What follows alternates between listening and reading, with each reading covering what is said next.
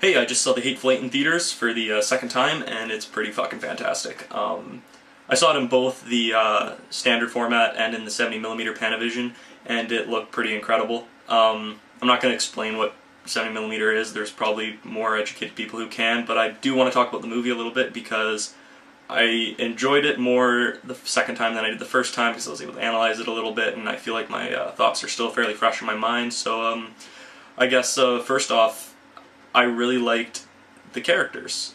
And that's funny because all the characters are kind of shitty people in this movie. None of them are good guys. They're all equally bad in their own way. Well, some more than others, but my point is that there's no real good guy in this movie. They're all bad guys. But the actors do such a great job being charismatic, being just engaging, being interesting, and drawing you in to want to know more about each of their characters. And it works really well.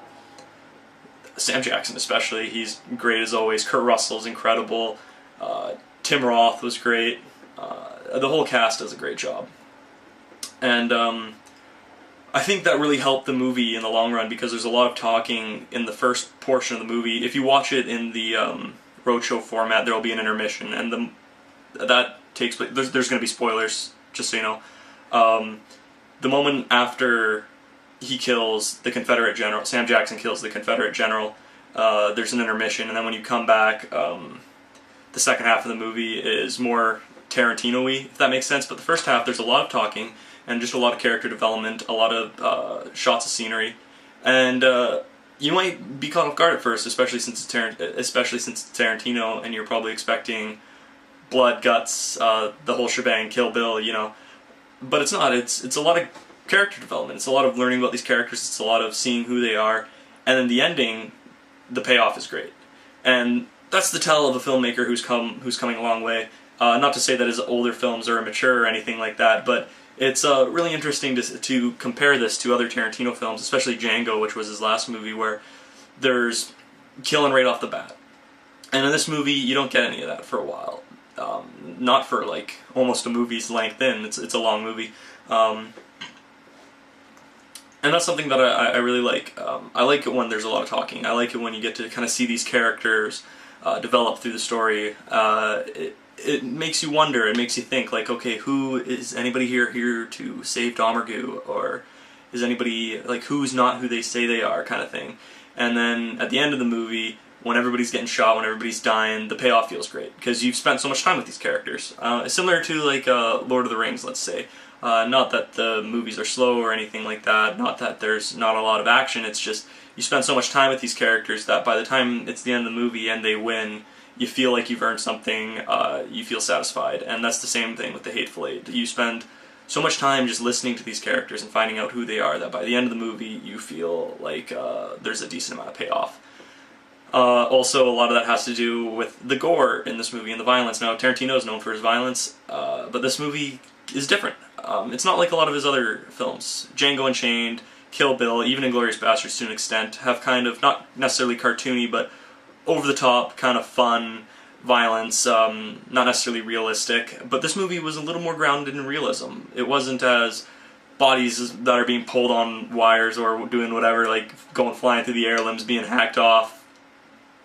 Well, limbs do get hacked off, but not in the way that you would expect from a Tarantino movie. It's very gritty, I guess is the word I'm looking for, and it worked great. It fit the movie really well.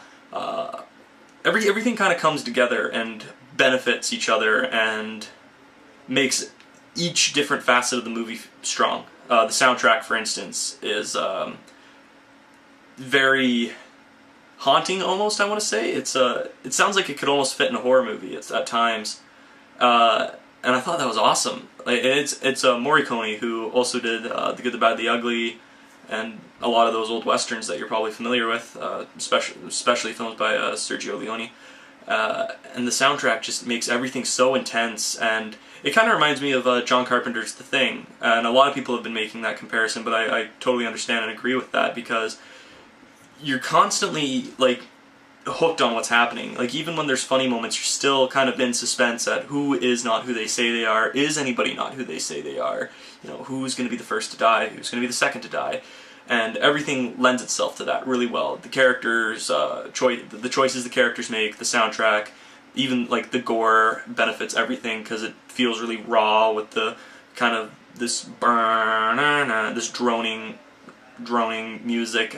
It's all around just a fantastic movie.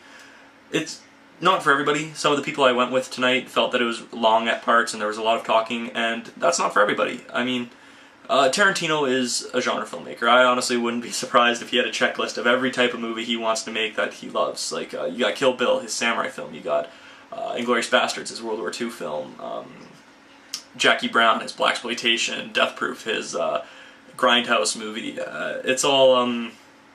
And this one would be his Western epic, his Sergio Leone spaghetti Western. That is about, I guess, the art. And it's like I said, it's not for everybody. Some people just aren't going to be into scenic shots. But if you are, you will love this movie. And you know, the movie does a good job entertaining you with its dialogue. It's Tarantino dialogue, so it's entertaining. So even if you're not into the long westerns, you'll still have something to enjoy. And like I said, the payoff at the end of the movie is well worth the price of admission, even if you're not too fond of the talking bits, which I was. I thought they were great. Overall, I don't really have any major complaints. Like, honestly, like, a lot of people probably aren't going to agree with me, but I kind of wish it was longer. I wanted more by the end of the movie. Not that the ending wasn't good, the ending was awesome, but I wanted to see more. I wanted to know where these characters go, like, when do they die, like, what happens next, and that's the tell of a great movie. So, I highly recommend it. If you haven't seen it already and you get the chance to see it in 70mm, I highly recommend that. And, I don't know, check out Quentin Tarantino's 8th film, The Hateful Eight. Thanks for watching.